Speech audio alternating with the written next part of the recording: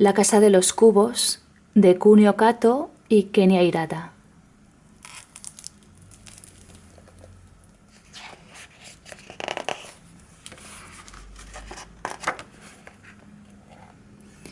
Había una vez un abuelo que vivía en una extraña casa sobre el mar.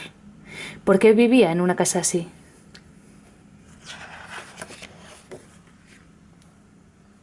Porque en esta ciudad el mar crecía cada vez más. Cuando el agua subía y desbordaba su casa, él construía otra.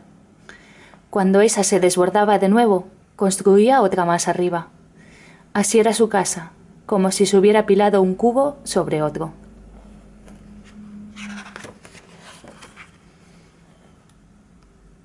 El abuelo vivía solo. La abuela había fallecido 3 años atrás. Cuando el abuelo se levantaba, abría la trampilla para pescar su comida. También cultivaba trigo para hacer pan y criaba gallinas que le daban huevos. El resto lo compraba a los comerciantes que andaban en botes y pasaban cerca. Botes que vendían fruta, botes que vendían verdura, botes que vendían flores.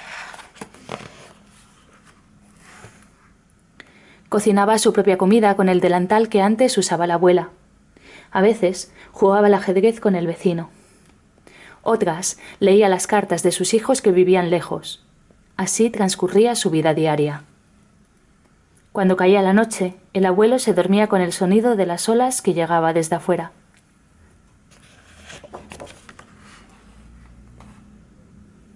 Un día en invierno el agua nuevamente desbordó el piso.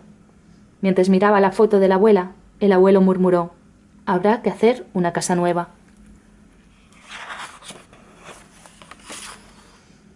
Después de hacer unos ejercicios para no lastimarse la cadera, empezó a construir la casa. En esta ciudad antes vivían muchas personas. En algún momento esas personas dejaron de construir casas encima de casas y decidieron mudarse. Pero el abuelo nunca quiso irse. Una mañana, durante la construcción, algo inesperado sucedió. ¡Oh, mis herramientas! La sierra y el martillo, entre otras cosas, habían caído al mar. Tendré que ir a buscarlas, pensó, y se puso el traje de buzo. El abuelo se sumergió en el agua. Las herramientas estaban 3 casas más abajo.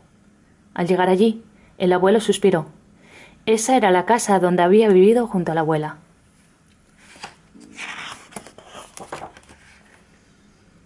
Mucho tiempo atrás, en primavera, la abuela había fallecido allí, acompañada por el abuelo y sus hijos.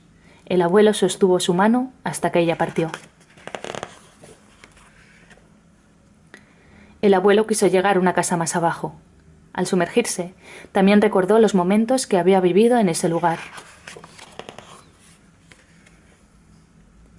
Allí habían celebrado el carnaval. Los hijos y nietos del abuelo y la abuela habían venido a visitarlos. La abuela había cocinado un sabroso pastel para ellos. Las ventanas de las casas se habían convertido en puestos de venta y hasta hubo música y un desfile de botes por la ciudad.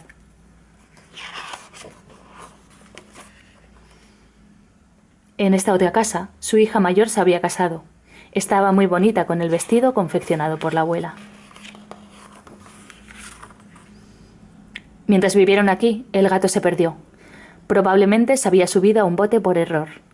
Sus hijos, que en ese entonces todavía eran pequeños, lloraron de tristeza. Le escribieron una carta que colocaron dentro de una botella y arrojaron al mar. Y en esta casa había nacido el primer bebé. El abuelo le construyó una hamaca. La abuela, todavía joven en ese entonces, le cosía la ropa.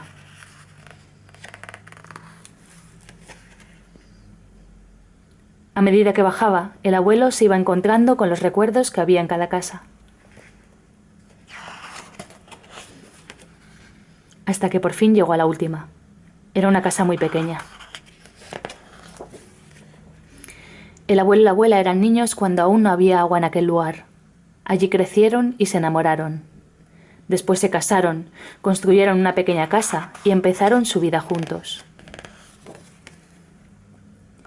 Sobre esa primera casa construyeron una nueva y sobre esa casa otra.